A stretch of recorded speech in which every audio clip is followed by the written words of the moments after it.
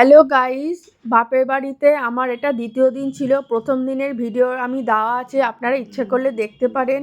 এটা আমার দ্বিতীয় দিনের ভিডিও। একটু দেরি হয়ে গেল ভিডিওটা দিতে।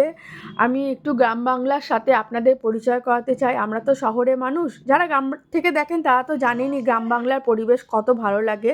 আমার তো ভীষণ ভালো লাগে, আপনাদের সাথে একটু তাই জন্য শেয়ার করছি। আর সেদিনকে এত কুয়াশা পড়েছিল, চারিদিকে কিছু দেখা যাচ্ছে না। যেতে যেতে দেখুন আমি একটু হনুমান দেখতে পেলাম, আমাদের শহরে তো দেখাই যায় না। তারপরে চলে গেলাম বাজারে। বাজারে গিয়ে তো আমি অবাক, এত রকমের মাছ দেখে তো আমার ভীষণ ভালো লাগছিল। আর সবজি, এত ফ্রেশ সবজি, মানে বলার মতো না, মনে হচ্ছিল যেন এখান থেকেই বাজার করে নিয়ে যায়, কিন্তু সেটা তো সম্ভব নয়।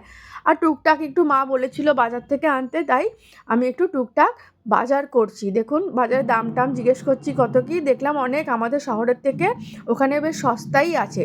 তাই টুকটাক বাজার করছি এবং আপনাদের সঙ্গে ভিডিওটা শেয়ার করছি, তাই আপনাদের হাই করে দিলাম। এরপর একটু মায়ের জন্য ফল কিনলাম।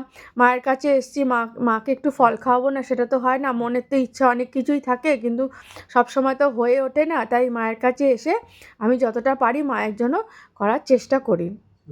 এরপর আমি দেখুন ফল টল কিনে এবার বাড়ির পথে রওনা হচ্ছি। বাড়ির পথে রওনা হতে হতেও দেখুন আমি আরও অনেক রকমের মাছ দেখলাম। অর্ধেকের মাছের তো নামই জানি না, হ্যাঁ, কিন্তু দেখে এত ভালো লাগছিল, তাই একটু ভিডিও না করে পারলাম না। ওরাও বলছিল কী মাছ নেবেন, কী মাছ নেবেন, সব জিজ্ঞেস করছিল, যেমন হয় আর কি বাজারে গেলে।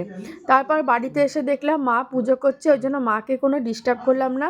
আর মাছ টাছ কিনিনি। মার হাতে ডিমের কষা ভীষণ ভালো লাগে খেতে, তাই মাকে বলেছিলেন ডিম কষা করতে। এবার চলে গেলাম জলের মন্দিরে, বাড়ি থেকে একদমই কাছে। আর আমার ভিডিও দেওয়া আছে জলের মন্দিরে, ইচ্ছে হলে আপনারা দেখতে পারবেন। ভীষণ ভালো জলের মন্দিরটা। আর আমাদের বাড়ির পাশেই রয়েছে এই মা কালীর মন্দির, ভীষণ জাগ্রত। এটা নিয়ে একটা দারুণ গল্প আছে। তারপর আমার ঘুরে টুরে এসে দেখি মায়ের রান্না হয়ে গেছে। এবার বাড়ি ফেরার পালা, তাড়াতাড়ি করে খেয়ে নিলাম। বাবাকে প্রণাম করলাম। বাবা আজ বিগত 5 বছর আমাদের সাথে নেই। মনটা তো ভীষণই খারাপ লাগে, মায়ের কাছে গেলে বাবা থাকে না, খুব কষ্ট লাগে, বাবাকে দেখতে পাই না। তারপর কাকাকে প্রণাম করে আমরা টোটোর জন্য অপেক্ষা করলাম। তারপর টোটো চলে এলো, টোটোতে উঠে পড়লাম। আস্তে আস্তে তো মনটা ভীষণ ভারাক্রান্ত হয়ে গেছিলো, মায়েরও তাই। এবার স্টেশনে অপেক্ষা করছি কখন ট্রেন আসবে। আর বোনের মেয়েও এসেছিলো আমাদের সাথেও ছুটি কাটাতে। তারপর ট্রেন এসে গেল, আমরা বাড়ির পথে রওনা হয়ে গেলাম।